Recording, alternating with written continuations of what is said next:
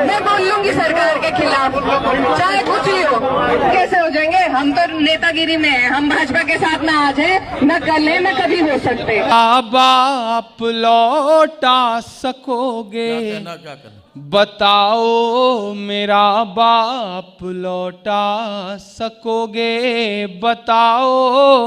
Hello मैं Danish. Video की शुरुआत में आप सांसद इकरा हसन जी की एक छोटी सी क्लिप देख चुके हैं, वहीं शायर इमरान प्रताप बड़ी साहब की भी एक छोटी सी क्लिप देखी। मैं तो आपसे यही रिक्वेस्ट करूंगा भाई किस कंप्लीट वीडियो को जरूर देखिएगा, क्योंकि जो इकरा हसन जी ने मीडिया कर्मी से बातचीत करने के दौरान जो शब्दों का इस्तेमाल किया है, उन्होंने सीधे सीधे कह दिया मैं सरकार से सवाल करूंगी चाहे कुछ भी हो जाए, मैं नहीं डरूंगी, मैं सवाल करूंगी। किसानों के बीच में धरने के लिए बैठी है और बहुत ही तीखे शब्दों में बातचीत करती हुई नजर आ रही है। वो वीडियो कंप्लीट जरूर देखिएगा, लेकिन वही शायर इमरान प्रताप बड़ी साहब का भी एक वीडियो देखिएगा, एक नज्म को सुनिएगा। उम्मीद है आपको ये वीडियो बहुत ही ज्यादा पसंद आने वाला है। अपने यार दोस्तों में जरूर शेयर करिएगा।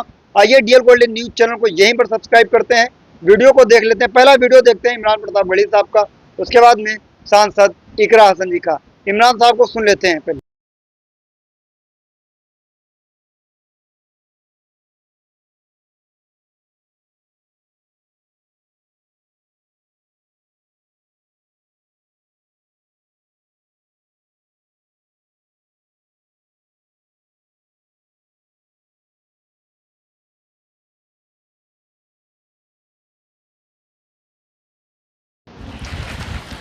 वो हो ना पाया जब, लेकिन आज जो हो रहा है जी बस एक मैं ये कह सकता हूँ कि दोहा ने इससे पहले ऐसा मुशायरा नहीं देखा है। वाह।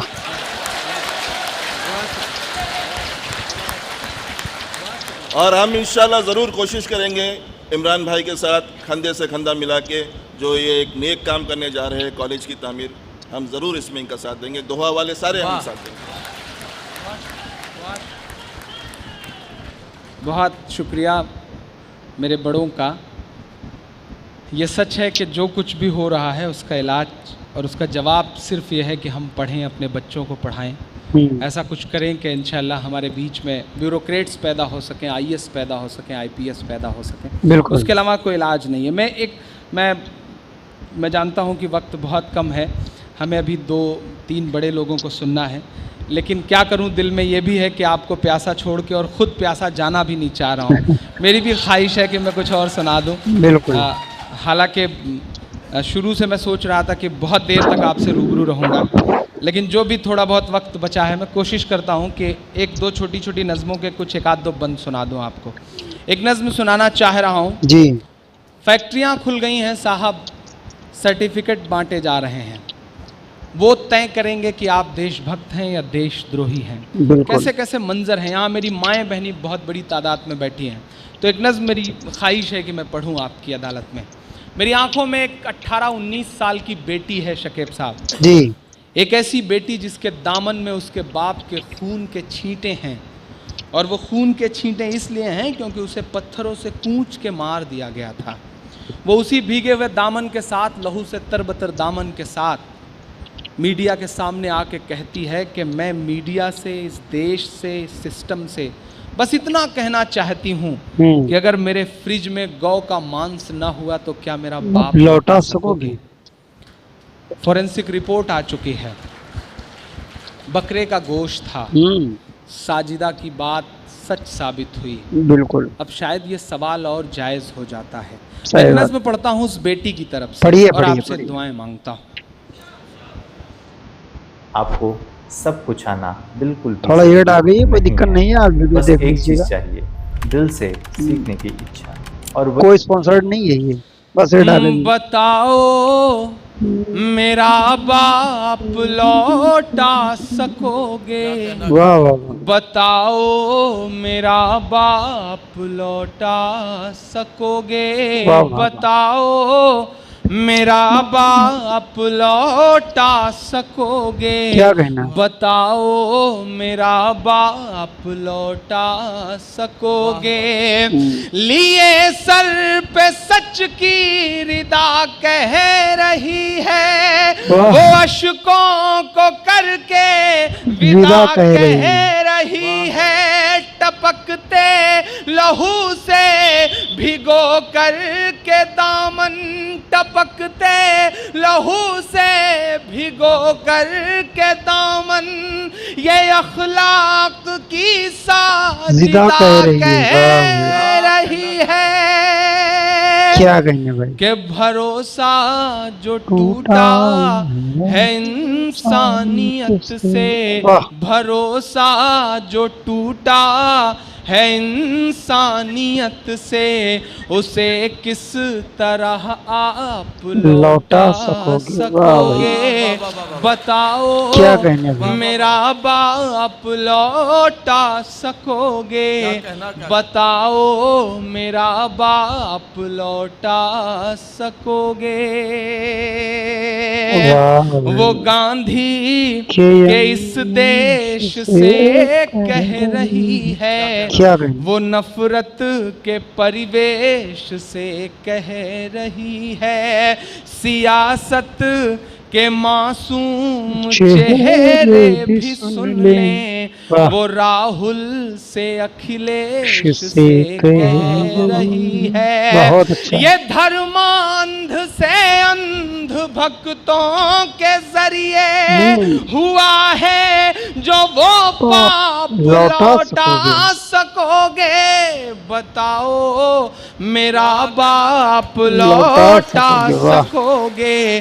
बताओ मेरा बाप लौटा सकोगे? दोस्तों, आप इमरान प्रताप बड़ी साहब की नज़म को सुन चुके हैं। आइए सीधे सीधे लेकर चलें सांसद इकरा हसन जी का वो वीडियो, जिस वीडियो की छोटी सी क्लिप आपने वीडियो की शुरुआत में देखी थी। उम्मीद है वो क्लिप आपको बहुत ही ज़्यादा पसंद आने वाली है। आइए सुनते हैं सांसद इकरा हसन जी को। मैं बोल लूंगी सरकार के खिलाफ, चाहे कुछ ही हो। कैसे हो जाएंगे? हम तो नेतागिरी में हैं, हम भाजपा के साथ ना आज है, न कल है, न कभी हो सकते। बिल्कुल। कोई और हो जाए, चाहे हो जाए, हम किसानों के साथ है, अपने लोगों के साथ है, भाजपा के साथ नहीं है। और मैं बताऊं, मैंने आपको इतनी बुरी लग गई, विधायक जी से सवाल कर लो। जब विधायक जी के कहने पे आप लोग सब पिछले धरने से उठे थे, तो फिर तो पूछनी चाहिए ना। मैं खुद ये जवाब जानना चाहती हूँ कि जब उन्होंने धरना उठाया था तो क्यों नहीं पेमेंट करवाया? नेगेटिव तो देखो जी, सरकार के खिलाफ तो मैं बोल लूंगी। आगे आपका आदेशों में ना आऊं तो वो भी सर माथे पे है। मैं बोल लूंगी सरकार के खिलाफ, चाहे कुछ ही हो। दोस्तों, आपने इमरान प्रताप बड़ी साहब और सांसद इकरा हसन जी को सुन लिया है। अब हम आपको एक बहुत बड़ी खबर निकल कर आ रही है, उसके बारे में हम चर्चा करने वाले हैं। खबर ये है कि यशवंत वर्मा यानी जस्टिस वर्मा को हटाने के लिए सरकार ने सांसदों के हस्ताक्षर लेने शुरू किए हैं। महाभियोग प्रस्ताव तय है। थोड़ा इसको हम विस्तार से बताने की खबर कोशिश करते हैं। आप इसको को देख सकते हैं यहाँ पर। इसको हम थोड़ा विस्तार से बताएंगे। केंद्र सरकार ने घर से जली हुई करोड़ों की नकदी मिलने के मामले में जस्टिस यशवंत वर्मा के खिलाफ महाभियोग चलाने प्रस्ताव लाने के लिए लोकसभा सांसदों के हस्ताक्षर लेना आरंभ कर दिया है। उसके बाद में इसके साथ ही यह तय हो गया है कि सांसद के निचले सदन में ही जस्टिस वर्मा के खिलाफ महाभियोग प्रस्ताव लाया जाएगा। लोकसभा में महाभियोग प्रस्ताव लाने के लिए प्रस्ताव पर 100 सांसदों के हस्ताक्षर होना बहुत जरूरी है। सूत्रों ने बताया कि कई सांसदों के हस्ताक्षर किए जा चुके हैं। अगर प्रस्ताव राज्यसभा में लाया जाता है तो 50 सांसदों के हस्ताक्षर होने बहुत जरूरी है। संसदीय कार्य मंत्री किरेन रिजिजू ने पिछले दिनों बताया कि महाभियोग प्रस्ताव संसद के मानसून सत्र में आएगा। सत्र 21 जुलाई से आरंभ हो रहा है। उन्होंने यह भी कहा कि सरकार इस प्रस्ताव पर सहयोग लेने के लिए विपक्षी दलों से भी बात कर रही है, क्योंकि यह भ्रष्टाचार से मुद्दा जुड़ा हुआ है और इसलिए इसमें किसी तरह की राजनीति की कोई गुंजाइश नहीं है। आवास से पुलिस को मिली थी जली हुई नकदी। अभी इलाहाबाद हाईकोर्ट के पद स्थापित जस्टिस वर्मा जब दिल्ली हाईकोर्ट में तैनात थे, तब उनके सरकारी आवास में लगी आग के दौरान पुलिस को बड़ी मात्रा में जली हुई नकदी बरामद हुई थी। बाद में सुप्रीम कोर्ट की ओर से नियुक्त समिति में जांच में पाया था कि यह नकदी गलत तरीके से जमा की गई थी। इसके बाद ही जस्टिस वर्मा को वापस इलाहाबाद हाईकोर्ट को भेज दिया गया था। ये खबर थी और इसको हटाने के लिए, महाभियोग चलाने के लिए कम से कम 100 सांसदों की सहमति इसमें जरूरी है। तो आपने इस वीडियो को देखने के बाद क्या कुछ कहना चाहेंगे, कमेंट करके जरूर बताएं। एक खबर आ रही थी कंगना रनौत की। कंगना रनौत जी ने कहा था कि मुझे अब राजनीति में मज़ा नहीं आ रहा है। कंगना रनौत की मैं खबर आपको बताने की कोशिश करूंगा। राजनीति में उनको मज़ा नहीं आ रहा है। क्यों उन्होंने ऐसा कहा है? क्योंकि अभी तो उनका काफ़ी लंबा सफ़र है, और अगर उन्होंने ये कह दिया है तो फिर उन वोटरों का क्या होगा जिन लोगों ने ये कहा था कि नहीं, आपको मैं वोट कर रहा हूँ और आपको मैं देश की संसद में भेज रहा हूँ। तो उन लोगों की किस्मत क्या अच्छी थी या बुरी थी, ये सबसे बड़ी बात है। तो कुल मिला के बात ये है, जो भी जनता ने उनके ऊपर ट्रस्ट किया, विश्वास किया, अब वो विश्वास क्यों तोड़ रही हैं कंगना रनौत जी। उनकी एक खबर है, मैं आपको भी ज़रूर बताऊंगा, जो बीते दिनों से काफ़ी ज़्यादा सुर्खियों में है और कई बड़े टीवी चैनल्स उनके ऊपर बना भी रहे हैं। एक देखिए खबर ये है, आप स्क्रीन पर देख सकते हो। कंगना रनौत को राजनीति में नहीं आ रहा है, वाह मज़ा, वाह बोली कहते हैं इसे अपना पैसा लगाकर काम करा। क्या बात है। एक्टर से राजनेता बनी कंगना रनौत ने राजनीति में अपने शुरुआती अनुभवों के बारे में खुलकर बात की है।